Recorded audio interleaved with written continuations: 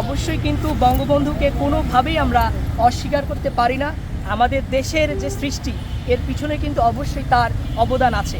So whenever I get time I just travel everywhere by riding a bicycle. So traveling makes me really happy. আসলে আমি ঢাকা ভ্রমণে বের হয়েছি, তো আমার ইচ্ছা ধানমন্ডি 32 নম্বর দেখা নিজ চোখে। তো অনেকদিন টেলিভিশনে বা বিভিন্ন পেপার পত্রিকায় দেখেছি, কিন্তু নিজের চোখে কখনো দেখা হয়নি। তো আমার বাড়ি রংপুরের পীরগঞ্জে, তো আমার ইচ্ছা ছিল যে ধানমন্ডি 32 আমি আমার নিজের চোখে দেখি। তো আমি সাইকেল নিয়ে এসেছি।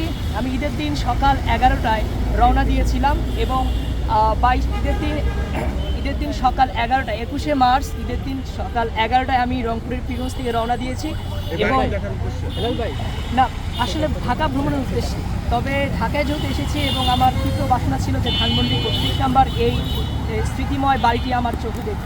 আসলে আমি এখানে একজন পুলিশ কর্মকর্তাকে বললাম যে আসলে আমি দেখতে চাই। ওনারা বলল যে এখন আগামীকাল 26শে মার্চ উপলক্ষে আসলে ঢুকতে দেওয়া হবে না, এখন নিষেধ আছে।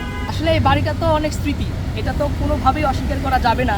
1971 সালের যে 7ই মার্চ বঙ্গবন্ধুর সেই জ্বালাময়ী ভাষণ, সেই ভাষণের মধ্য দিয়েই কিন্তু স্বাধীনতার যে সূচনা হয়েছিল। অবশ্যই কিন্তু বঙ্গবন্ধুকে কোনোভাবেই আমরা অস্বীকার করতে পারি না।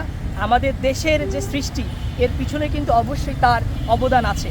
কারণ বঙ্গবন্ধুর যদি অবদান না থাকতো তাহলে কিন্তু 1971 সালের যে 7ই মার্চ, সেই 7ই মার্চে কিন্তু তার ভাষণ শোনার জন্য লক্ষাধিক মানুষ কিন্তু সোহরাওয়ার্দী উদ্যানে একত্রিত হতো না। এজন্য আমি বলতে চাই অবশ্যই কিন্তু তার এই দেশের ইতিহাসে এবং আমাদের বাংলাদেশের সূচনা লগ্ন থেকেই কিন্তু তার অবশ্যই অবদান আছে।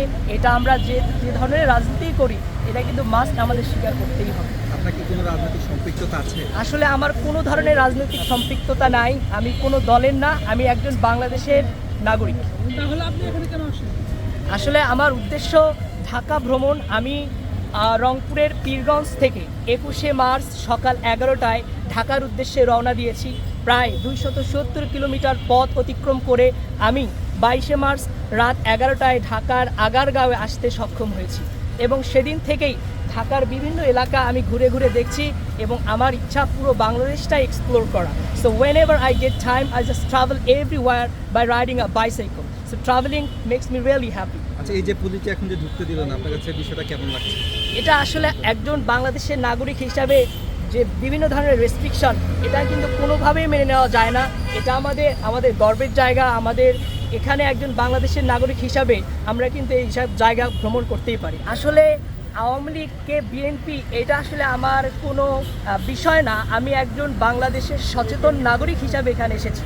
আমি আগেও বলেছি আমার কোনো রাজনৈতিক দলের সঙ্গে সম্পৃক্ততা নেই এবং আমি মনে প্রাণে বিশ্বাস করি বাংলাদেশের ইতিহাসের পিছনে, বাংলাদেশ এই জন্মের পিছনে আমাদের বাঙালি জাতির জনক বঙ্গবন্ধু শেখ মুজিবুর রহমানের অবশ্য অবদান আছে এবং সেই দিক থেকেই কিন্তু আমি এসেছি। এবং আমার বাংলাদেশ আওয়ামী লীগ বা বিএনপি বা জাতীয় পার্টি এই দিক কিন্তু আমি কোনোভাবেই লক্ষ্য করিনি। আমি জাস্ট একজন সাধারণ নাগরিক হিসাবে ছোটোবেলা থেকে আমি যে ইতিহাস পড়ে বড় হয়েছি, এজন্যই কিন্তু আমি এসেছি যে ধানমন্ডি 32 যাতে আমি আমার নিজের চোখে দেখে যেতে পারি। আসলে এই বিষয়ে আমার বিন্দুমাত্র ধারণা ছিল না। আমি ঢাকা ঘুরতে ঘুরতে এখানে আসলাম, যে ভাবলাম এখানে ধানমন্ডি 32-এর সঙ্গে একটা ছবি উঠে যে স্মৃতি হিসেবে আমার থাকবে এই ঢাকা সফরকে, কিন্তু আমি এখানে আসলে ঢুকতে সক্ষম হয়নি।